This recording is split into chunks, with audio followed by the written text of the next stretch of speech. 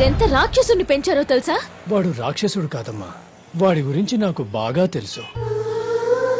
అందరూ ఉండి కూడా ఎవ్వరూ లేని అనాథలా పెరిగాడమ్మా. వాడికి వాళ్ళ అమ్మ కావాలనే పంతం తప్ప ఎవ్వరినీ బాధ పెట్టే ఉద్దేశం లేదమ్మా.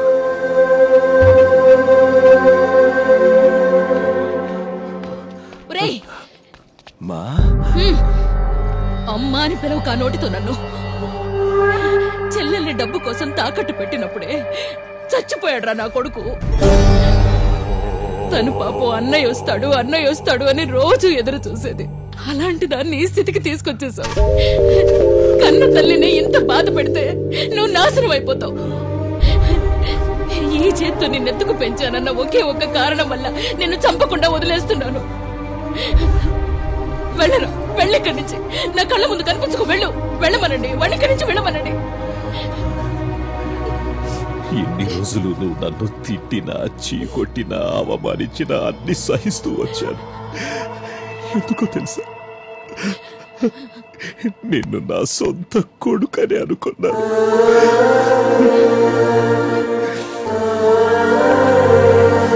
కానీ నువ్వు నా కూతుర్ని ఒక ఆడపిల్లని కూడా చూడకుండా ఈ స్థితికి తీసుకొచ్చావు.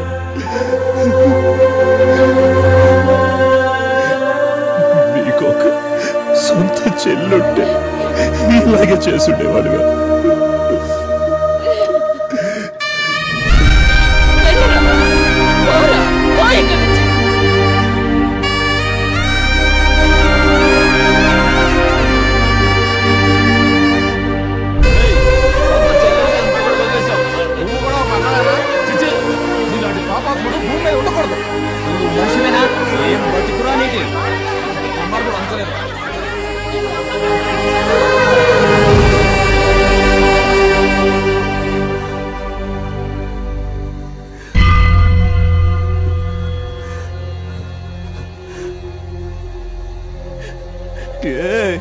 ఏ స్వామి, ఇప్పుడు ఏడవాలా? నేను ఏడవడం నువ్వు చూడాలా? నేను ఏడవను. ఇంకా ఎన్ని కష్టాలు ఇస్తావో ఇవ్వు, ఎదురించి నిలబెడతాను. ఏడవను. ఎందుకో తెలుసా, వాళ్ళందరూ నాకు బంధాల విలువ తెలియదని, హృదయమే లేదని చెప్పేశారు. నువ్వే కదా నన్ను చిన్నప్పటి నుంచి చూసింది. నువ్వే చెప్పవయ్యా, నాకు బంధాల విలువ ఏంటో తెలీదా? నాకు హృదయమే లేదా? చిన్నప్పటి నుంచి నాకు మా అమ్మ కావాలి, ఆమెను బాగా చూసుకోవాలి, దానికి డబ్బులు బాగా సంపాదించాలి అని మాత్రమే అనుకున్నాను. అందుకే ఈ ప్రపంచంలో మిగతా అన్ని చిన్నవే అనిపించాయి. ఇలా తయారయ్యాను. కానీ హాస్పిటల్లో మా అమ్మ ఏమందో తెలుసా? కనీ పెంచిన ఒకే ఒక్క కారణం వల్ల తన చేతులతో చంపలేదంది. అయినా తనకేం తెలుసు, తను ఆ మాట అన్నప్పుడే నేను చచ్చిపోయాను. నేను నాకు ఎవ్వరు వద్దనుకున్నప్పుడు అందరికీ నా భయం వల్లనో కోపం వల్లనో ఏదో ఒక రూపంలో వాళ్ళ హృదయంలో కొంచెమైనా చోటు ఉండేది. కానీ ఈ రోజు నాకు అందరూ కావాలనుకుంటున్నాను. నాకు మాత్రం ఎక్కడ చోటు లేదు. ఏ ఫిట్టింగ్ పెట్టావయ్యా స్వామి? భలేవాడు అయ్యా నువ్వు. ఏవయ్యా, నాలో ఉన్న బాధ చూడవయ్యా, నీకే అర్థమవుతుంది. అదే నేను పాత శివయ్య ఉంటే అందరినీ నిలబెట్టి ఎవరిని తిడుతున్నారు తెలుసా? మీకు ఇదంతా చేసింది నేనే అని చంప పాగలగొట్టి బుద్ధి చెప్పు ఉండేవాడిని. ఇప్పుడు నేను కొత్త శివుణ్ణి కదా, ఏం చేయమంటావు? అందుకే నీ దగ్గరకు వచ్చి అన్ని చెప్పుకుంటున్నాను. ఇదిగో స్వామి, నేనేం చెప్పకపోయినా అంతా నీకు తెలుసని నాకు తెలుసు. అంతా తెలుసు కూడా నువ్వు మౌనంగా ఉన్నావు చూడు, అందుకు నా కోపం. ఏంటి నా మీద వీడు కోపం చూపిస్తున్నాడు అనుకుంటున్నావా? ఈ పూటకి, ఈ నిమిషానికి కోపం చూపించాలన్నా, ప్రేమ చూపించాలన్నా నాకు నువ్వు తప్ప ఇంకెవరున్నారు? వాళ్ళందరిలాగా నువ్వు కూడా నా మీద కోపం చూపించగయ్యా. నీకు చేతులెత్తి దండం పెడతా. నా లైఫ్ లో ఇంకెవరిని ఇబ్బంది పెట్టను. నీ మీద ఒట్టు. రేపే అందరి నుంచి దూరంగా వెళ్ళిపోతాను. ఎక్కడికైనా వెళ్ళి ఏదైనా చేసుకుంటాను అనుకుంటున్నావా? లేదు. నాకు జన్మనిచ్చింది అమ్మే అయినా నాకు జీవితాన్నిచ్చింది నువ్వు. దాని మీద అన్ని హక్కులు నీవే. ఈ ప్రాణం లాక్కోవాలన్నా అది నువ్వే లాక్కోవాలి. కానీ నాకు ఒక మాట ఇవ్వు, నేను ఎక్కడికెళ్ళినా నువ్వు నాతోనే ఉండాలి. ఉంటావు, నాకు తెలుసు. ఈ భూమి మీద ఆ శ్రీరాముడికి నీకంటే గొప్ప భక్తుడు ఎవరైనా దొరుకుతాడా? అలాగే నీకు నాకంటే గొప్ప భక్తుడు దొరకడు. అవును కదా? అవును. సర్లే, నువ్వు పడుకో. నాకు ఏడవాలనిపిస్తుంది. పొద్దుందాకా ఏడవాలి. అక్కడే సైడ్ లో కూర్చొని ఏడుస్తా. నీ భక్తులు నీ ముందు కన్నీళ్లు కారిస్తే నువ్వు ఎంత బాధపడతావో నాకు తెలుసు. చెప్పానుగా, ఏడవను. నీ ముందు నేను ఏడవను. ఉంటాను.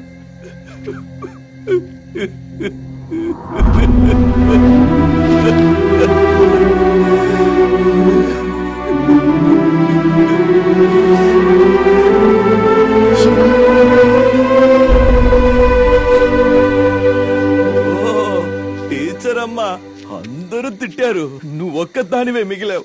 రా మరి, నువ్వు కూడా తిట్టేసి. నేనెందుకు తిట్టాలి? ఏ చిన్న బాధ కలిగినా అందరికీ చెప్పుకుని సింపతి కొట్టేసి ఇలాంటి రోజుల్లో ఇంత బాధని ఒక్కడివే దాచుకుని ఎలా ఉండగలిగావురా?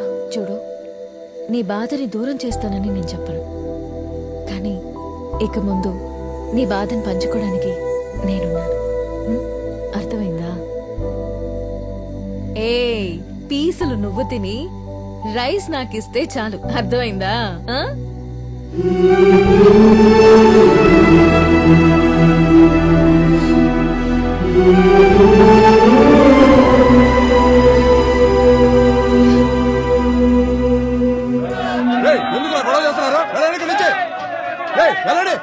చెప్తే వినపడదా? మీరు ఇలా గట్టిగా అరుస్తుంటే కోమాలోకి వెళ్ళిన లేసొస్తాడా? ఏమని చెప్పండి సార్, ఎంటైర్ బాడీ చాలా ఎక్కువ డ్యామేజ్ అయింది సార్. ఆపరేషన్ థియేటర్ లో మా డాక్టర్లు ఇద్దరు కళ్ళు తిరిగి పడిపోయారు. నా కెరియర్ లోని ఇలాంటి కేసులు చూడలేదు సార్. అంత భయంకరంగా ఉంది. మాకే ఇలా అనిపిస్తూ ఉంటే వాడంతా టార్చర్ పెడుతున్నప్పుడు మీ అబ్బాయి ఎంత బాధ అనుభవించుంటాడో ఊహించుకోవటానికే చాలా భయంగా ఉంది సార్.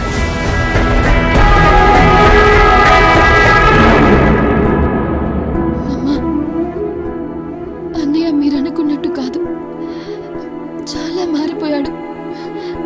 ఇప్పుడు మన కోసం ప్రాణాలైనా ఇస్తాడు.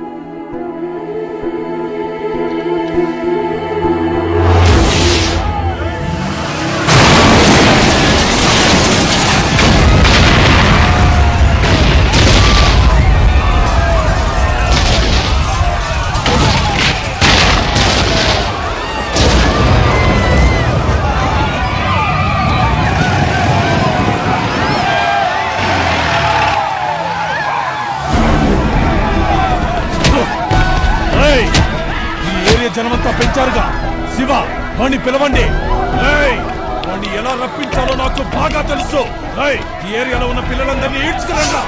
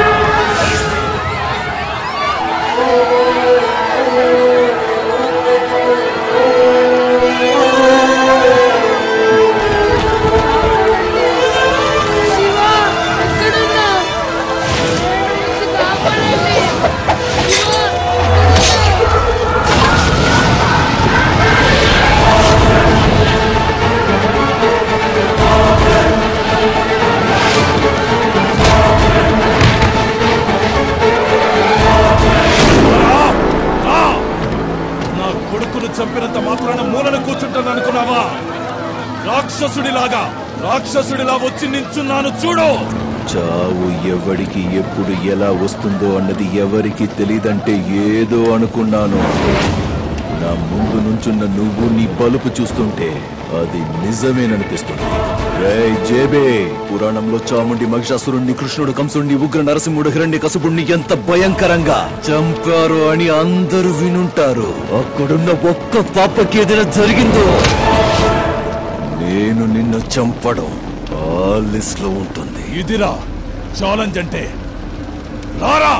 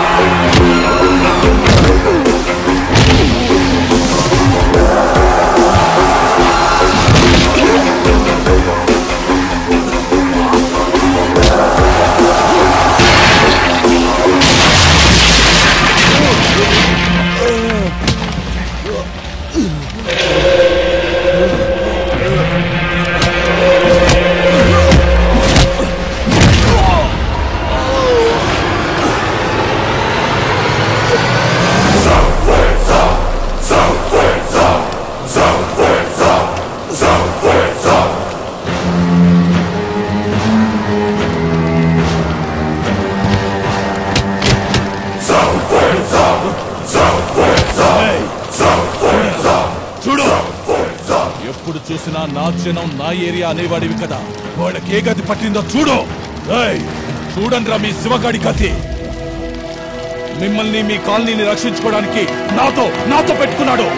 డబ్బు ఆశ చూపించాను కానీ లొంగలేదు. చెల్లెల్ని అడ్డు పెట్టుకొని చూశాను అయినా లొంగలేదు. మీలాంటి బీదోళ్ళ కోసం నాతో పెట్టుకొని రాజులా ఉండాల్సిన నా కొడుకుని చంపేశాడు.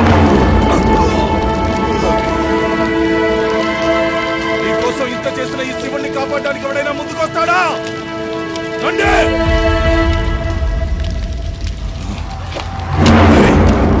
చూసావా, ఒక్కడైనా నీకోసం వచ్చాడా? వీళ్ళ కోసం నాతో పెట్టుకుంటావా? శివ శివ శివ శివ శివ నాన్న శివ శివ ఏమైంది నాన్న? అమ్మ నచ్చారా? లేవరా శివ, నన్ను క్షమించు నాన్న. శివ, మీరందరూ మనుషుల రాక్షసుల? వాణ్ణి వదిలిపెట్టండి. మీ మంచి కోసమే చెప్తున్నాను. వాడి జోలికి మాత్రం వెళ్ళకండి. ఏం చూసుకునే నీకింత పొగరు?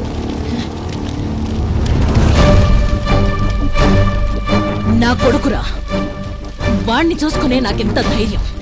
కుక్క నక్క లాంటోడిని ఒక్కడిని కన్నా నీకే అంత బలుపుంటే సింహం లాంటి కొడుకుని కన్నా నాకు పొగరుండదా? చిన్నప్పటి నుంచి నేను ఒక్క రోజు కూడా తల్లిలాగా వాడిని లాలించలేదు. జన్మనిచ్చాను అన్న ఒకే ఒక్క కారణం వల్ల ఇప్పటికే నా కోసం ఎదురు చూస్తున్నాడు నా కొడుకు. వాడు లేచాడు, మీలో ఏ ఒక్కడూ మిగలడు. అది నాకు తెలుసు. వాణ్ణి లేపవే. శివ శివ లేవరా. వాణ్ణి ఎలా లేపాలో కూడా నాకు బాగా తెలుసు.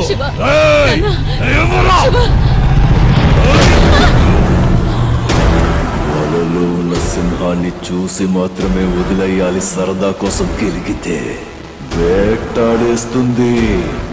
ఇక్కడ నేను అంతే వేటాడేస్తా.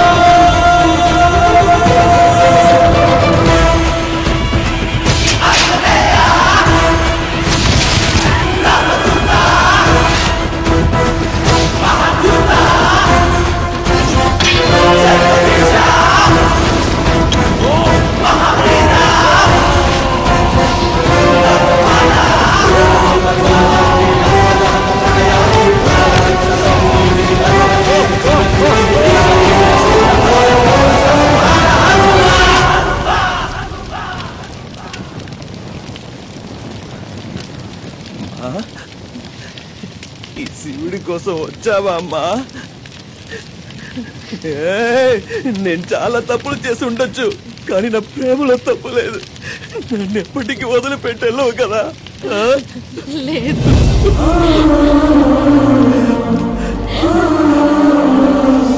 రామ్మా, రా, మన ఇంటికి వెళ్దాం. లక్ష్మి,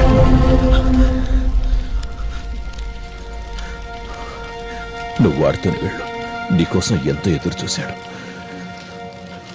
కానీ ఒక్క మాట నెరవేరుస్తావా లక్ష్మి? నేను చచ్చిపోతే నా కొడుకు స్థానంలో వాడి చేతే తల కొరివి పెట్టించు.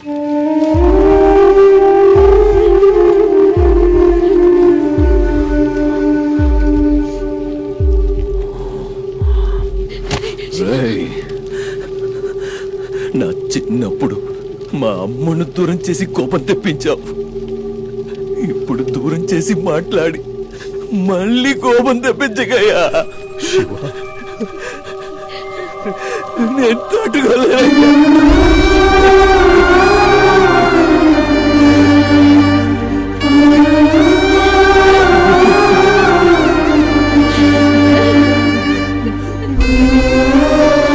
న్యాయం ఓడిపోయినా ధర్మం ఎప్పుడూ గెలుస్తుంది.